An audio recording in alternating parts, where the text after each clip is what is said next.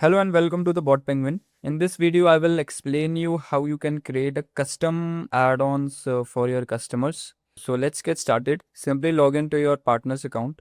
Once you are logged in, simply click on this option of customer plans. Click on the second option of add-on. Click on this option of create add-on. Give the add-on name, like I'm giving the name as custom add-on. And I will give the same as a display name.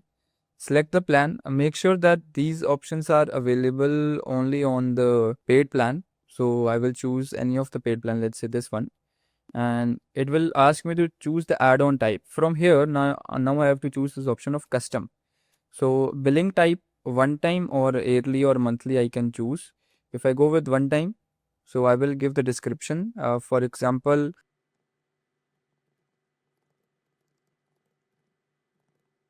so I'm giving a custom add-on as a dedicated support member. So I will put the amount for the same. Let's say I'm putting it as $200. So as per your currency, the per amount it will show. Create add-on, and you can see it will reflect here. And I can turn on the status of it if I want to assign it to any of the team member.